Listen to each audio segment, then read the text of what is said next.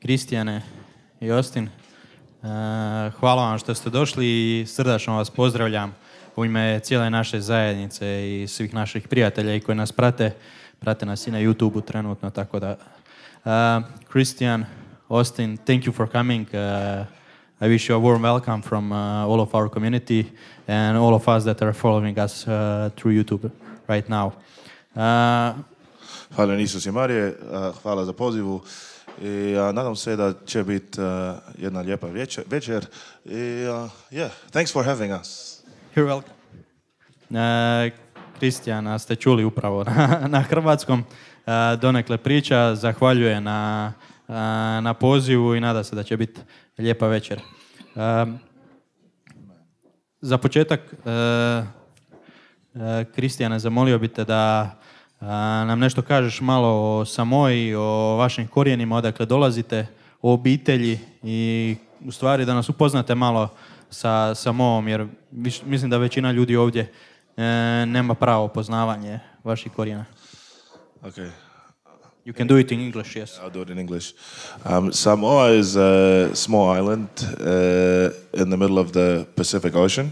Samoa je mali otok u sredini Tihog oceana. So it's 4,000 kilometers from New Zealand. Udaljena je 4000 km od Novog Zelanda. And it's about, I think, 7,000 from Hawaii, so right near the equator. I 7000 od kilometara od Havaja i blizu ekvatora. And on Samoa there are 200,000 people, just a little bit less than 200,000. U Samoi živi nešto manje od 200,000 ljudi. And in Samoa is everybody is Christian. U Samoi su svi kršćani. And our coat of arms or our motto is Samoa is founded on God. I na našem grbu i naš moto je taj da piše Samoa je utemeljena na Bogu. Your family history. Yeah, my family has been Catholic ever since the Catholic Church arrived in Samoa. Moja obitelj je pripada katoličkoj crkvi, katoličkoj vjeri od kako je katoličanstvo došlo na Samou. For the last 5 generations we have had catechists because we did not have enough priests. Prvih 5 generacija su bili samo katehete jer nismo imali dovoljno svećenika. In my family. U obitelji.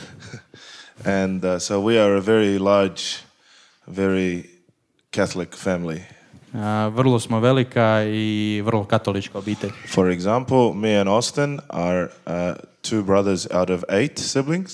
Na primjer, Austin i ja smo 2 od 8 braće i sestara u obitelji. And some of our second cousins are 9 or 10 or 11. I neki naši rođaci ima ih po 9, 10, 11 djece u obitelji. And so just us and our second cousins all together there is almost, I think, 600 of us. Nas i naših bližih rođaka do drugog koljena je skoro 600. Because my grandmother is 1 out of 10. Jer moja baka je jedna od 10 djece. So that's the first secret tonight. Have a big family. To je prva tajna večeras. Imajte veliku obitelj. Okay, idemo. I want to rush through these ones so we can get to number 8 because those are more important in my opinion. Okay, no problem. This is all on YouTube. You can watch this many times. Okay. So you're Samoans, but you were born on New Zealand. Postavio sam pitanje, vi ste i Samoe, Samoanci, ali ste rođeni u Novom Zelandu. Yes, well. Yes. Okay.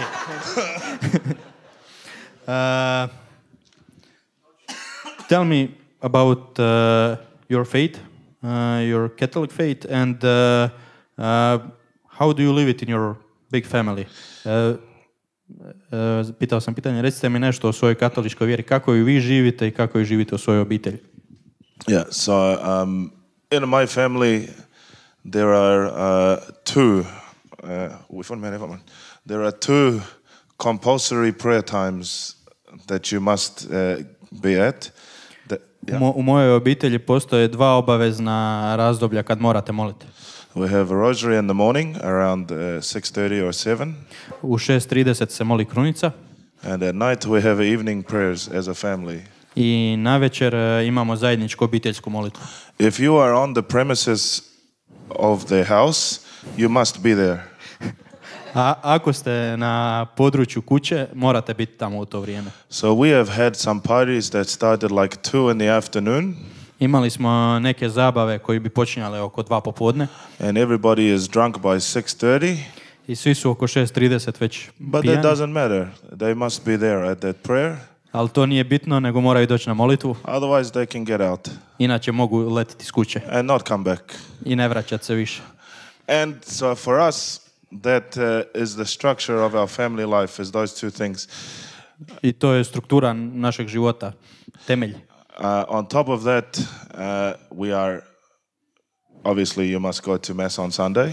Povrh toga nedjeljom se mora na misu. But in our family you must also go mass on Saturday. Ali i subotom u našoj obitelji. Because you're not working.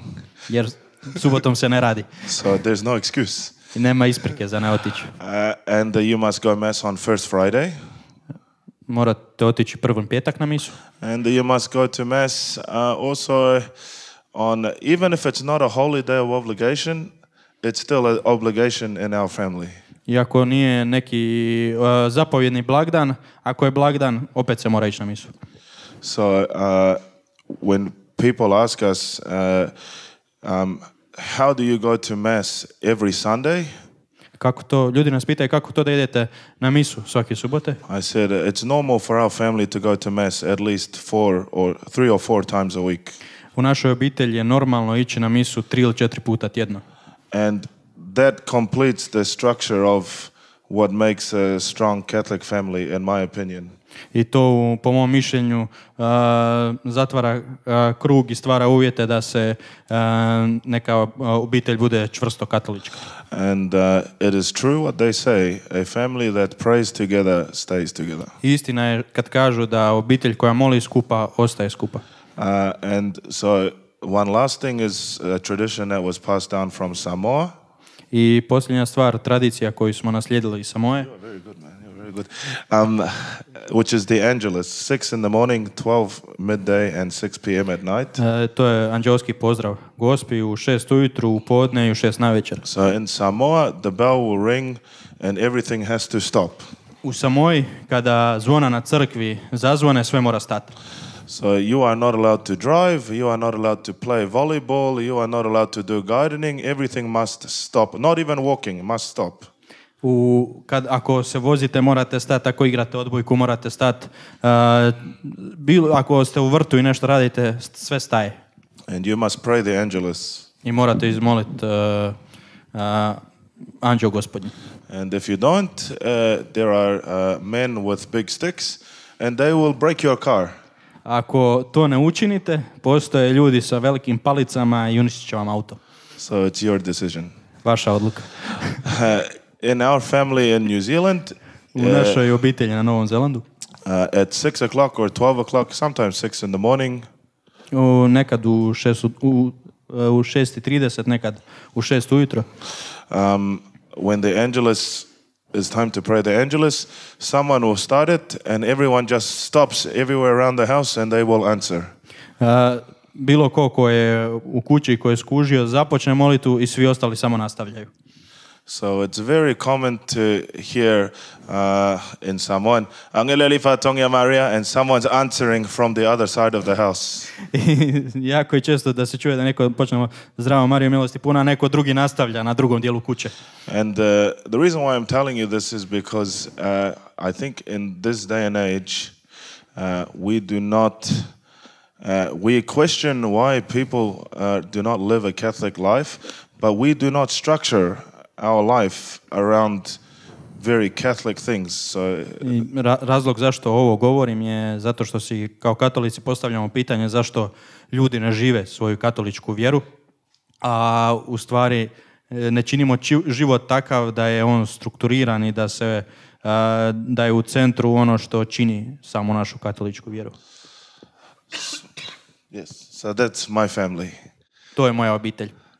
I sad jedno pitanje za Austina.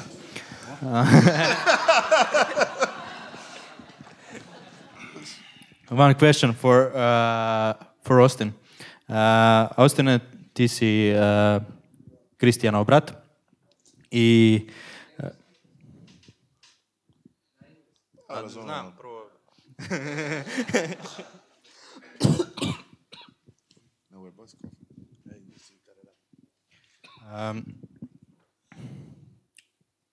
Vi ste sa svojim bratom zajedno u glazbi i kroz tu glazbu ste upoznali ljepotu koja vas je dovela Bogu. Možete li nam ispričati? You personally, can you explain us better how through singing and to music you met the beautiness of God? So, singing and music for me is a constant connection to the beauty itself, you know. Za mene pjevanje je i glazba je stalna povezanost sa onim što je lijepo, s ljepotom. And in order to feel the music in its true sense, you have to acknowledge where that beauty comes from. I da bi uopće glazbu shvatili smisao te glazbe, moramo sami sebi priznati odakle ta ljepota proizlazi. It's very hard to sing about beauty without giving back to where that beauty is from. He who makes the beauty. Yeah. Jako je teško iskreno pjevati o ljepoti, a ako ne priznajemo odakle ta ljepota dolazi i kome pripada. Just the same way it is to sing about truth, and you cannot without acknowledging he who is the truth, and also singing about love, which a lot of music is about. It's very hard to sing about love without acknowledging he who is love.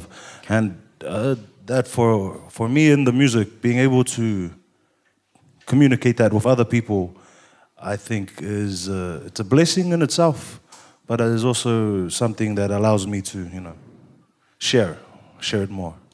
Slično kao sa istinom, ukoliko ju ne poznajemo osobno, teško ju je dijeliti, tako i sa ljubavi. Teško je pjevati o ljubavi ako ne poznajemo onog koji je sama ljubav, i za mene osobno je to veliki blagoslov da mogu iz te pozicije pjevati i dijeliti. Beautiful. Kao braća, kako ste započeli? Kako ste započeli sa glazbom i kako ste u tu glazbu uključili Boga? As brothers, how did you start singing together? How did you start with the music?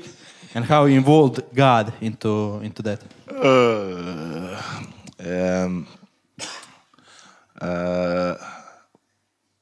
Our mother is a very tough woman.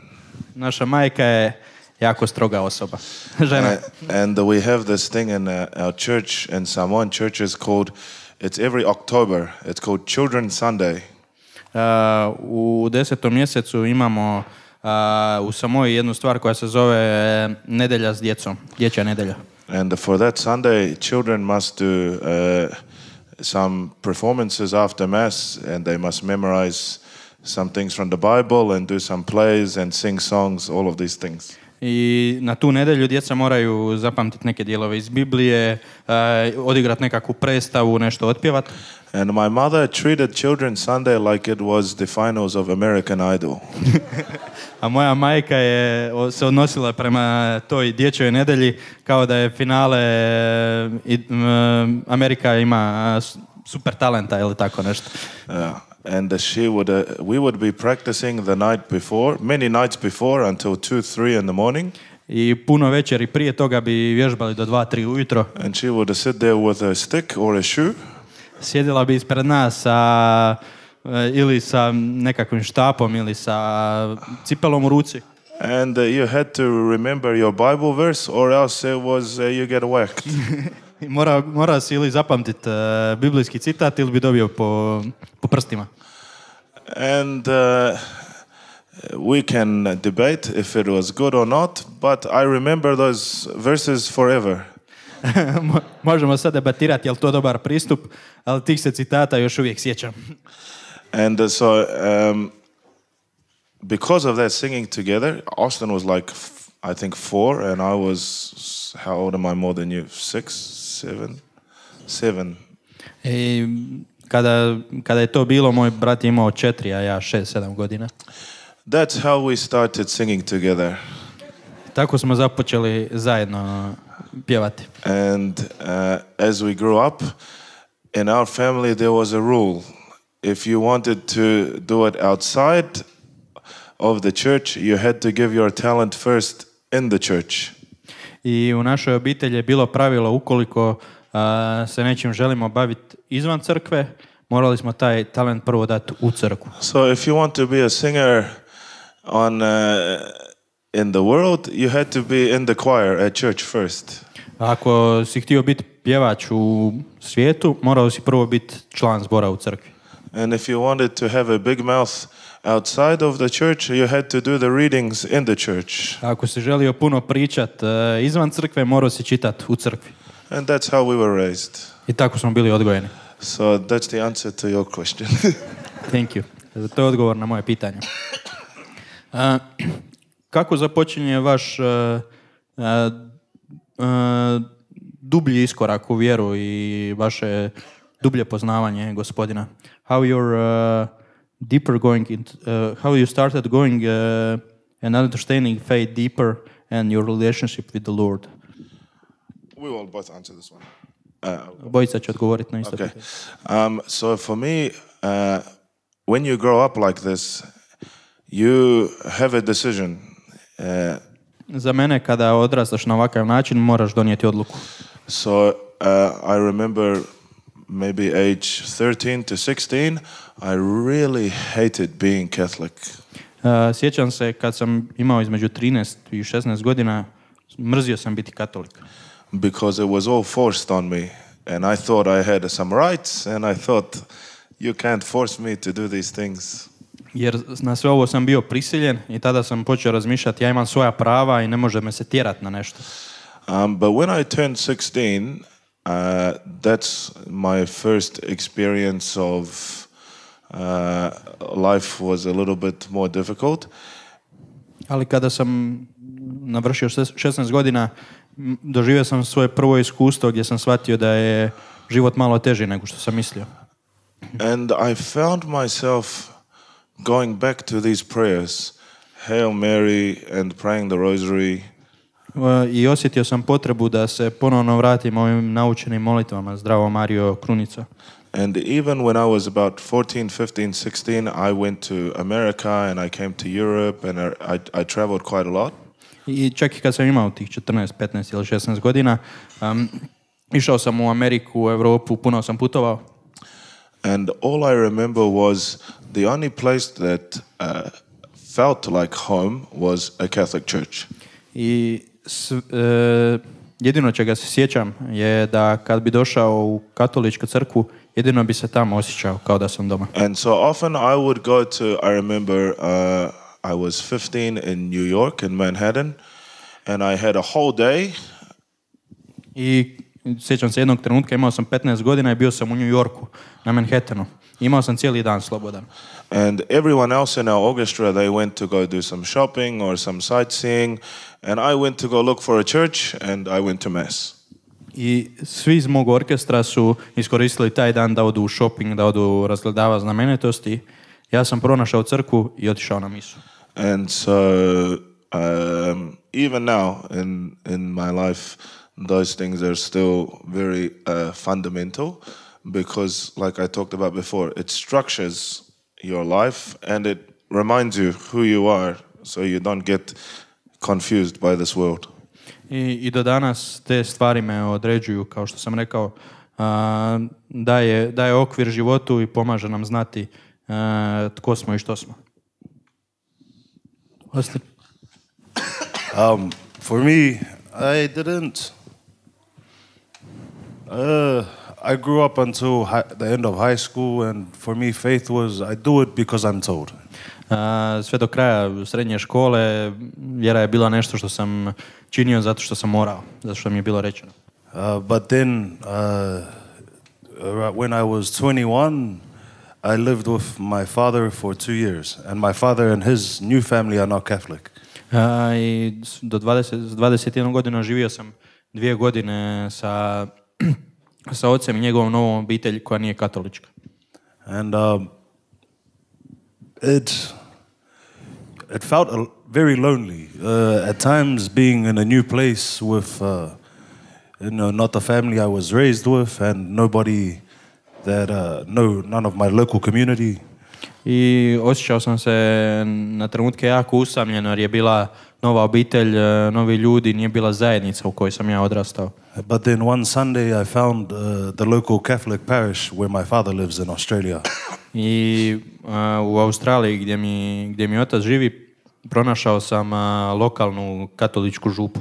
And that there was where it felt familiar. I felt again, like I knew. You go to a mass here, you go to a mass in New Zealand, in Samoa. It's the mass. You understand what it is. It's hope. I tad sam se ponovno osjetio kao da sam doma. Kao kad odete negdje drugdje na misu, bez obzira što je na drugom mjestu, misa je i znate gdje ste. So after that, I'd love to say that I, calmed down my life and all that, but I didn't. I got worse. Nakon toga volio bi da mogu reći da sam nastavio tim putem, da sam se smirio svoj život, ali nažalost nije, postao sam još gori. Yeah. And so what I found in every time that I would find myself moving away from the things I should be doing or the people that I should be with, I also found myself moving away from the church. I shvatio sam da svaki put kad bi odlazio od onih ljudi koji mi žele dobro, odlazio od onih ljudi s kojima bi trebao biti, stvari koje bi trebao raditi, bi u isto vrijeme odlazio i od crkve. And so now it was after that point of 21 where I started to practice this idea of the closer I maintain to God and to Jesus and through faith in the church, the easier it is for me not to get lost and lose my way. I kad sam imao tada 21 godinu, shvatio sam da što bliže budem Bogu, što bliže budem crkvi i vjeri, moj put je ispravniji i znam da neću zalutati. Yeah, so that was the structure, and that was where we got deeper into the faith. To now where we can be over here in this side of the world and still maintain that faith. I to je način kako sam ušao dublje u vjeru i čak i kada odemo negdje ovako daleko i dalje možemo ostati bliski toj vjeri.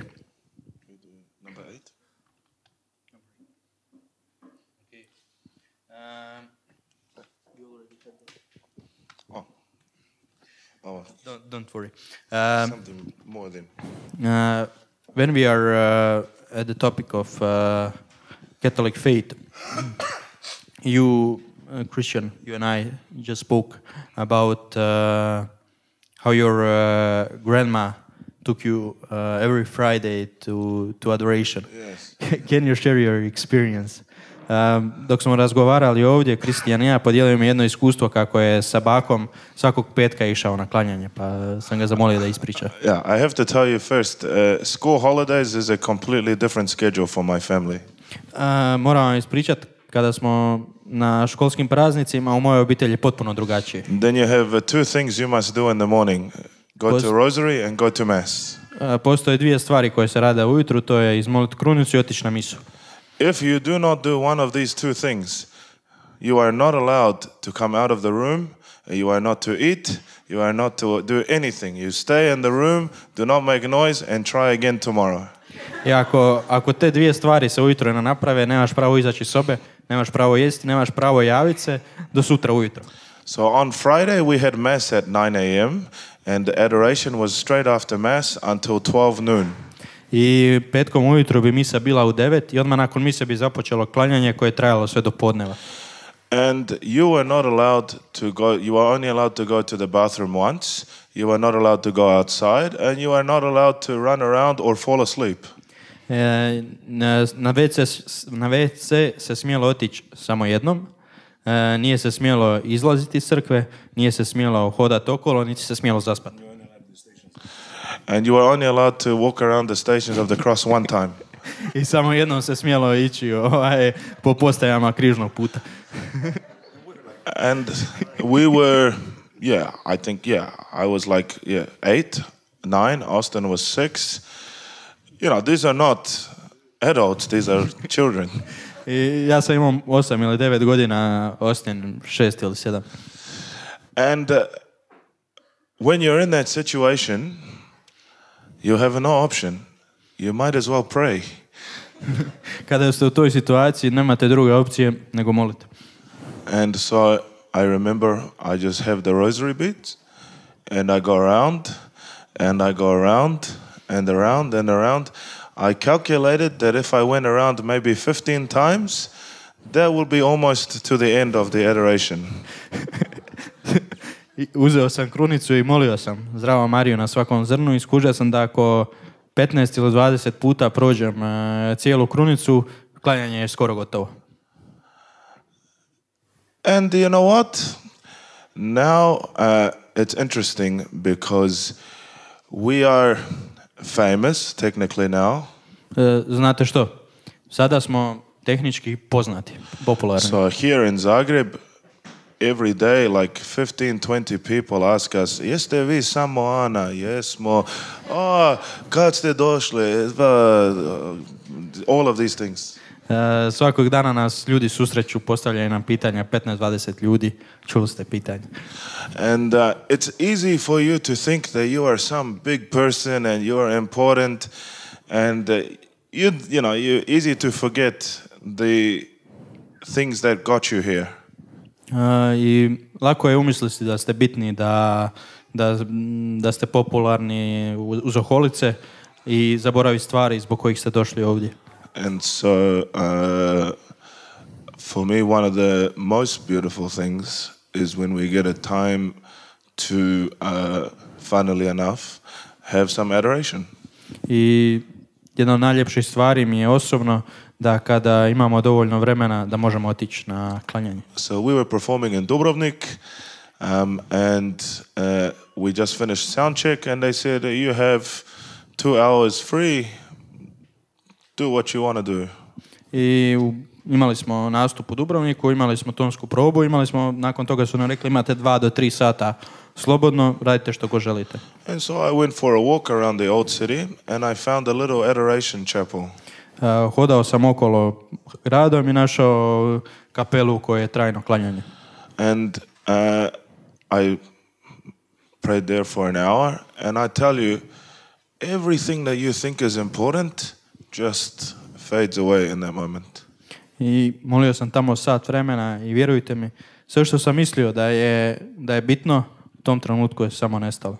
And so yes, that's the for me the I don't know what the question was in the beginning anymore,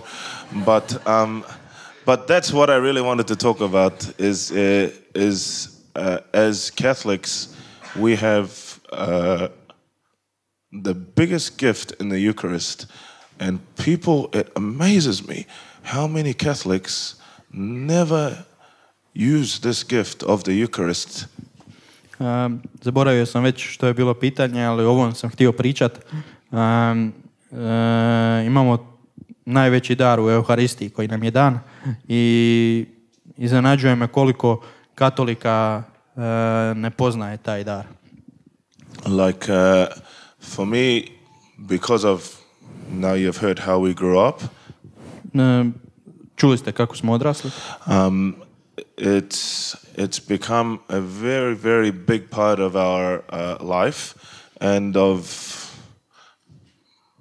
this whole thing, like that we do, traveling and everything. It all comes back to the Eucharist.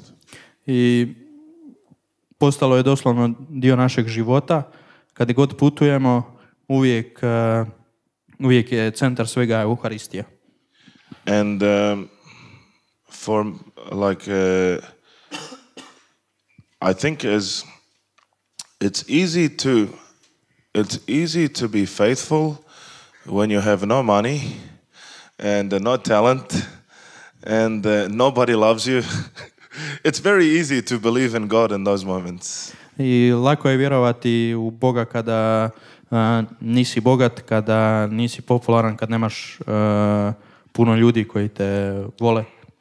But like us, when we go to America and things, people, they want to take us to a restaurant, they want to show us these things, they want to give us sightseeing, and then they are always surprised when I tell them, yes, we can do all of that, but we are going to mass in the morning, and then after that we do whatever you want.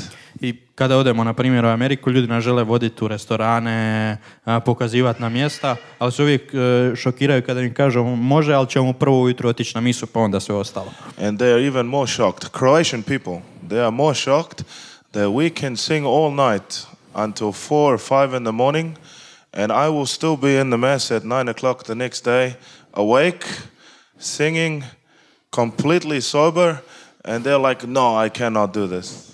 I Hrvati su šokirani kada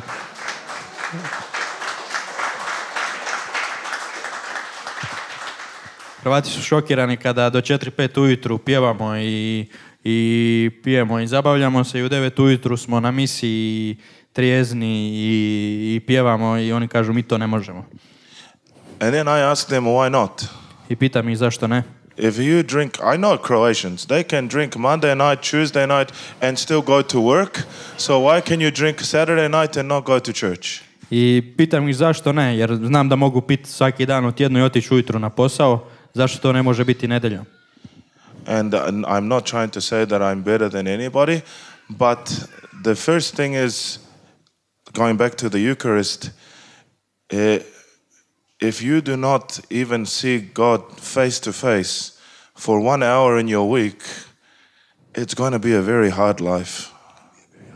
A very hard week. I ne želim reći da sam bolji od bilo koga, nego samo da ako u tjednu nismo s Bogom sat vremena licem u lice, to će biti jako težak život, a Austin kaže jako težak tjedan. And I know that like, not only Croatians, everyone tells me I don't need church, I can pray to God from my bedroom, but that's like saying I don't need to see my wife or my girlfriend, I would just text her every day. I ljudi mi znaju reći ne trebam ići u crkvu da bi bio dobar s Bogom, mogu s njim pričati u svojoj sobi, ali to je kao da kažemo da ne moram vidjeti svoju ženu i djecu, mogu im poslati poruku. And so one thing that we really wanted to share tonight is the Eucharist is huge part of what will make you successful. People don't understand. They think, I have no time for God, I am building my career, I am building my family, I am looking after my children, I am making money. The Eucharist will help you there because it makes you the best version of yourself. I ono što želimo vam prenijeti danas je da Euharistija je ono što će vas učiniti i uspješnima, ono što će vam dati da postignete svoj potencijal i budete ono što možete postati. I kaže Beyoncé, when Jesus say yes, nobody can say no. Beyoncé čak kaže, kad Isus kaže da, niko ne može reći ne.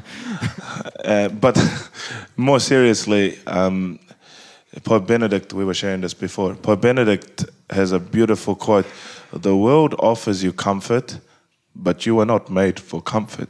You are made for greatness. Sad da se uozbiljimo malo, Papa Benedikt XVI je rekao, svijet vam nudi komfort, ali niste stvoreni za komfort, nego za velike stvari. And so we have had times when we miss Mass on Sunday because we are on a plane. I bilo je trenutaka kad bi propustili nedjeljnu misu zato što smo bili u avionu. And from New Zealand, there's like 16 and a half hours just from New Zealand to Doha. I iz Novog Zelanda let samo do Dohe je 16 sati. So you feel like something's missing I osjetite da vam nešto nedostaje. if you don't go to mass. And even me now, like we are recording album, everything. We will go to mass. Even here in Croatia, we'll go to mass like 3 or 4 times a week. Čak i ovdje dok svaki dan imamo snimanje albuma, 3 do 4 puta tjedno idemo na And misu. we are one day in Split, next day in Neum, next day in Dubrovnik, next day in Livno. And no, but if we can still go to mass, I always ask my friends, what are you doing with your life if you cannot go just on Sunday? I ako mi uspijemo skoro svaki dan, a jedan dan smo u Splitu, drugi dan u Neumu, treći dan u Dubrovniku, četvrti u Livnu, pitam svoje prijatelje što činite da čak ni nedjeljom ne možete. So the biggest thing from this is that when people ask us, what is the secret? Because you can see we are doing well now. We are 50 kilograms more than we used to be. I kada nas ljudi pitaju koja je tajna, kako vam dobro ide, jer vidi se na nama da imamo 50 kila više nego kad smo krenuli. It goes back to what Austin said before. The beauty can only be discovered from himself, who is the beauty, and the source of that beauty, which is God, and we see him face to face in the Holy Eucharist. I želim se vratiti na ono što je Austin rekao. Jedini način da stvarno vidite ljepotu je da ju vidite onome od koga proistječe. A to je od Boga i gledajući njega licem u lice. And there is one Croatian saint who was well known for his love to Eucharist. Blessed Ivan Merz. Can you tell us how you got in touch and get to know about Blessed Ivan? Pitao sam ih o jednom Hrvatu koji je bio veliki štovatelj Euharistije, o blaženom Ivanu Mercu, kako su se upoznali s njime i kako su došli u dodir sa blaženikom. Yeah, so we came towards the end of May, and a week before that I received an email and a phone call from our wonderful Pater Božidar. Došli smo sredinom svibnja i prije nego što smo krenuli primio sam mail od našeg dragog prijatelja Patra Božidara. And he asked us, do you know about Blessed Ivan Merz? I pitao nas je, znate li išta o blaženom Ivanu? And I said, I have no idea. Rekao sam, nemam pojma. And so then he said, well, I will send you some things, but would you like to come and visit his body and talk about him a little bit? I rekao sam, molio sam ga da nam pošalje neke tekstove, on nam je poslao, ali rekao je da li želite doći i posjetiti njegov grob i malo popričati o njemu. And when we came to discover more about him, we realized that that he fit perfectly with who we are and what we're trying to do. I što smo više istraživali o njemu i čitali, shvaćali smo da savršeno pristaje uz nas i ono kako smo mi odgojeni i ono što mi jesmo. Firstly, he was not ethnically Croatian. Prvo nije etnički bio Hrvat. And secondly, he was a lay person. I drugo bio je laik. And thirdly, he was very heavily involved in evangelization of young people. I treće, bio je jako uključen u evangelizaciju mladih. And that fit perfectly with us because we are ethnically not Croatian, as you can tell. I to savršeno pristaje nama jer, kao što vidite, etnički nismo Hrvati. We are lay people. Laici smo. And what's the last part? Oh, and we have been very heavily involved since a young age with evangelization. How to bring people closer to God. I treće, od malih nogu smo bili jako uključeni u evangelizaciju i kako ljude privući bliže Bogu. So I was, we are both members of the Legion of Mary. Oboje smo članovi Marijine legije. And as part of that, we used to go knocking on people's doors, looking for Catholics, driving them to church, all kinds of crazy things that people, they can't believe we did that. I uz to radili smo neke lude stvari za koje ljudi ne bi vjerovali. Išli smo, kucali smo po vratima, vozili smo katolike, stavljali ih u auto, vodili ih na misu, svašta nešto. And we used to go to the marketplace. Odlazili bi na tržnicu. And we used to ask people if they were Catholic, are they practicing? If they're not practicing, would they like the priest to come visit? Or can we help them connect to the church? Or are their children baptized? Do they need the sacraments? These are all the jobs that we had to do when we were in our teenage years in the Legion of Mary.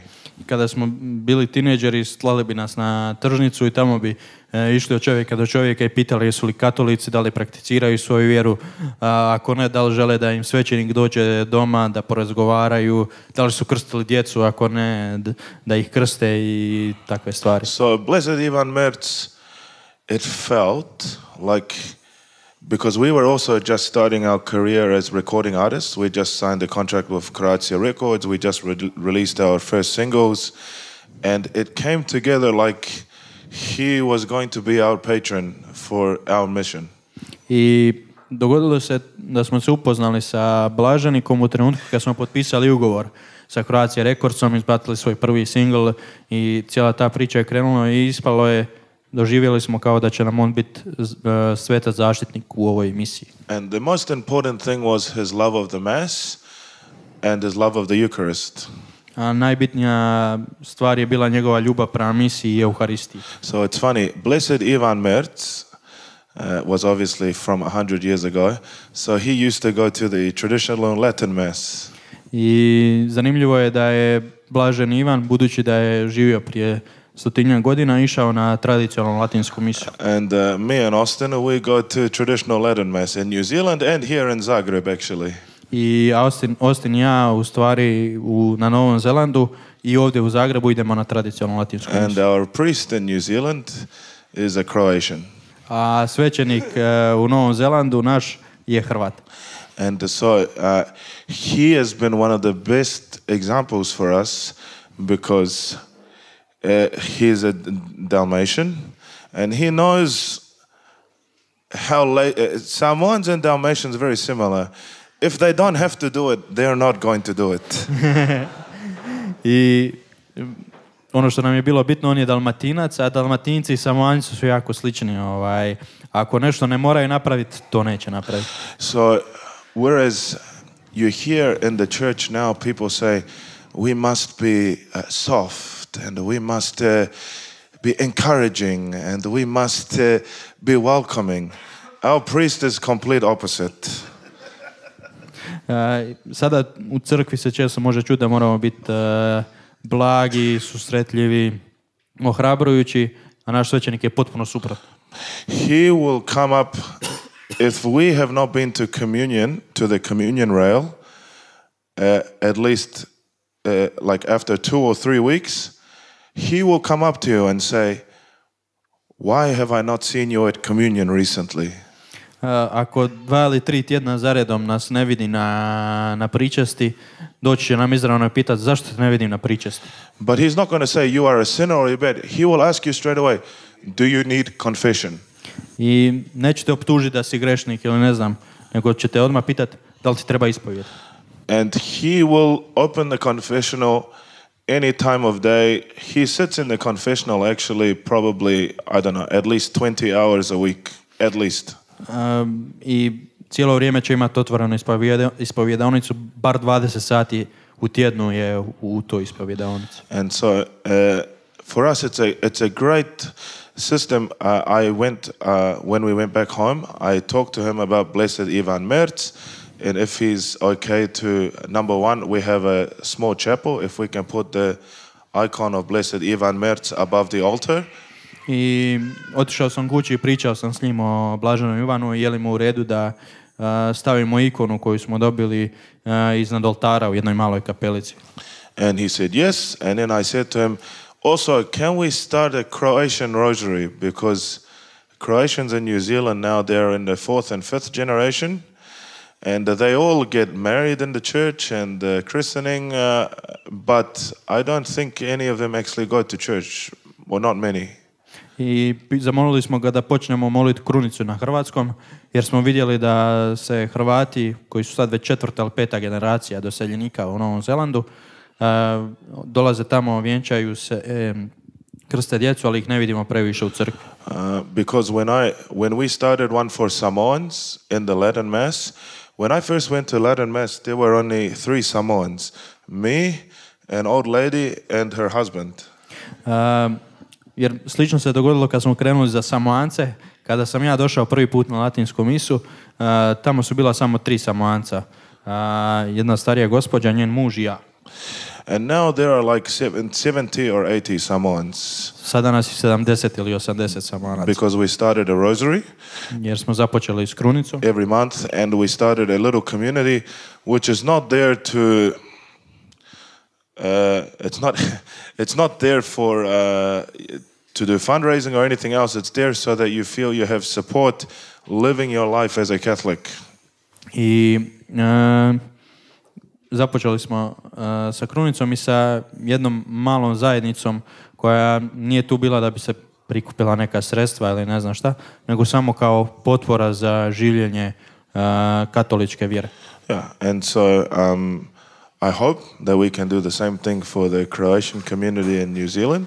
Nadam se da možemo isto napraviti za hrvatsku zajednicu u Novom Zelandu. And also we have a group of young men who are not married, and we want to bring them under the patronage of Blessed Ivan Merz, so that he can also help guide our young men, because we definitely need it. I također imamo grupu mladih neoženjenih muškaraca koje želimo dovesti u jednu zajednicu po zaštitu blaženog Ivana Merca, da bi ih svojim zagorom vodio, i jer im to definitivno treba. Yeah. In New Zealand, to get men, young men, between the ages of 21 to 30, maybe 18 to 30, who go to church is very, very, very rare. Like, you will hardly see any of them. So we have quite a few at our church, and we want to support them, and we think that Blessed Ivan will be the perfect patron for that. I u Novom Zelandu vidjeti nekog mladića od 18 do 30 godina u crkvi je gotovo nemoguće. Mi ih imamo nekolicinu i nadamo se da će biti još više. Želimo ih staviti po zaštitu blaženog Ivana. So yes, I think it's going to be very good, and we will let you know in a few years how that goes. Nadamo se da će ih biti još i za nekoliko godina reći ćemo vam kako nam ide. I also wanted to speak about something that Blessed Ivan talked about, and that is involving Catholics into politics and how important it is. And I know, Christian, that you are in politics, and can you tell us how you got involved, and can you encourage somebody and tell what are your reasons for it? Pitao sam ga i spomenuo sam kako je Blažen Ivan pisao o politici i ohrabrivao i rekao da se katolici moraju uključiti u političku djelatnost, a Christian se bavi politikom, pa sam ga pitao kako je došao do toga i da li može nam neku ohrabrujuću riječ. When I was growing up, we used to say all politicians are liars. Kada sam odrastao, govorili smo svi političari su lažljivci. Now that I work in politics, I can tell you it's 100% true. Sada kad radim u politici mogu reći da je to 100% istina.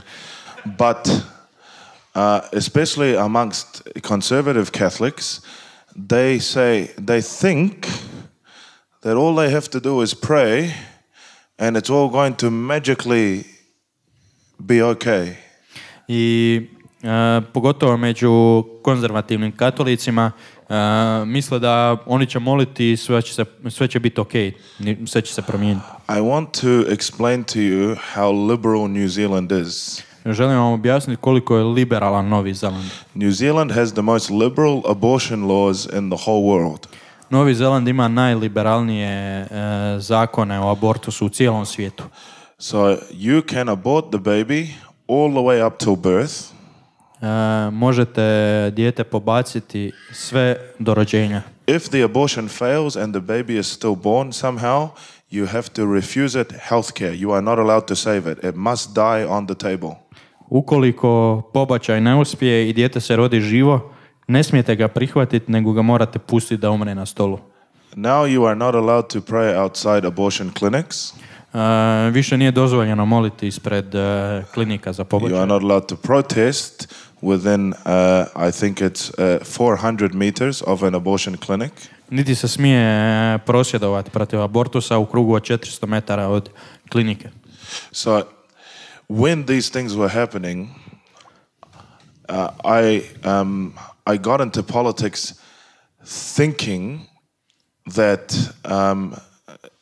if I can do a little bit, hopefully, we can make a difference. Kada su se ove stvari događale, ušao sam u politiku nadajući se da možemo napraviti nekakvu malu razliku.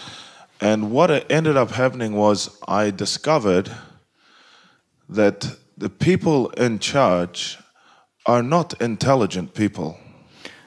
I ono što sam shvatio kada sam ušao, da oni ljudi koji vode vlast nisu inteligentni ljudi. Like a lot of them were put there because someone else had organized for people to vote to put them there. They weren't better than anyone or smarter than anyone or more talented than anyone. Završili su na poziciji vlasti zato što je netko drugi organizirao ljude koji su glasali za njih da bi ih stavili na tu poziciju. Nisu bili ništa sposobni ili pametniji od. So I asked myself, why do Catholics not get behind and put better people in? Pitao sam se zašto katolici se ne udruže i ne postave bolje ljude na. And so I got involved about 8 years ago. Prije 8 godina sam se uključio. And I became a campaign manager for one of a very conservative lady, a strong Catholic. Postao sam voditelj kampanje za jednu damu, političarku koja je jaka i čvrsta katolika. And she entered into politics. She got in. I ušla je u sabor, parlament. And when this law came up against abortion, she led the fight against this abortion law. I kada je ovaj zakon stupao na snagu, ona je bila ta koja je vodila cijelu borbu protiv tog zakona. And people said to her, you're going to throw away your career, you are a new member of parliament, what are you doing? New Zealand is liberal, why would you fight for this? I ljudi su joj govorili kako, zašto to radi, tek si ušla u parlament, već ćeš sad odbaciti karijeru, šta ti to treba? And she said, it's worth fighting for. If this is the only thing that I'm remembered for in my career, then that's good enough. I ona im je odgovorila da ako je to jedina stvar po kojoj će me pamtiti u cijeloj karijeri, onda je to dovoljno dobro. And so we lost that vote by only 8 votes out of 120. We only lost by 8 votes. I cijelo glasanje je izgubljeno samo na 8 glasova, nažalost, od 120 zastupnika. So it was very close, actually. Bilo je jako blizu, u stvari. And so in 2020 we lost that campaign, and a lot of people went out, including her. 2020. izgubili smo izbore i puno ljudi je izašlo iz parlamenta, uključujući nju. And people said to me, you should give up. New Zealand is a bad place. It's not going to get any better. We just pray for the end of the world and God will save us. I ljudi su me pitali zašto uopće nastavljaš. sa politikom, misle da je Novi Zeland gotova priča i zašto se uopće bori, i mole doslovno da bude kraj svijeta, da ih Bog spasi. And I said, Jesus told us himself that we do not know the hour or the time, so we might be here for a long time. I rekao sam im, Isus je rekao, ne znate ni dana ni časa, tako da možda ćemo biti još dugo ovdje. So I said, now we know how the game works, we need to do more. I rekao sam, sada znamo kako stvari funkcioniraju, znamo igru, sada moramo samo još više raditi. So this year I trained 6 candidates to go to parliament. Ove godine sam trenirao 6 kandidata koji će se da bi išli u parlament. 2 of them will get in for sure, but another 2 now might get in by mistake because it's just how it happens. Dvoje će ih sigurno ući, a dvoje imaju veliku šansu čisto zbog slučajnosti. And my candidate who fought against abortion guaranteed 100%. After elections in October, she will be a minister of parliament. Not a member, she will be a minister in the cabinet. I 100% garantiram da kandidatkinja s kojom sam radio i koja se borila protiv zakona o abortusu će najvjerojatnije ići na ministarsko mjesto. And a few of the other candidates, like a lot of these candidates, pro-life, very Catholic, daily mass, very conservative. I mnogi ovi kandidati su pro-life, jaki snažni katolici koji su na dnevnoj misiji, koji žele učiniti razliku. And so, for me, it goes back to that thing that we said before, which is the world offers you comfort, but we were not made for comfort. We're made for greatness. If you have the potential to do something, you have the obligation to make it happen. I vraćamo se na ono što smo već prije rekli. Svijet nudi komfor, ali nismo stvoreni za komfor, nego za velike stvari. I ako nam je puno dano, imamo obavezu nešto napraviti. And so, you hear, it's a very famous saying of the Benedictines, right? Ora et labora? Yes. The Benedictines. Sometimes Catholics are very good at the ora, but not the labora. I postoji jedna benediktinska izjava, moto moli i radi. I često su katolici jako dobri u ovome moli, ali jako loši u ovome radi. And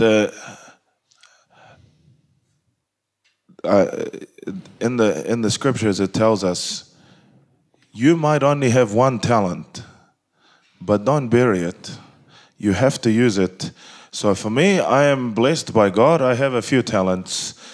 Singing and politics, and you can't say, oh God, I only have one talent, this is no use to you, I'm going to hide it. If we all as Catholics used our one talent, we could make a big difference in this world. Postoji ona biblijska prispodoba o talentima i čak i ako imamo samo jedan talent, ne bi ga smjeli sakriti, nego nas Bog potiče da idemo i da radimo s njim. Bogu hvala, ima puno talenata, ne samo jedan. Jedan od njih je pjevanje.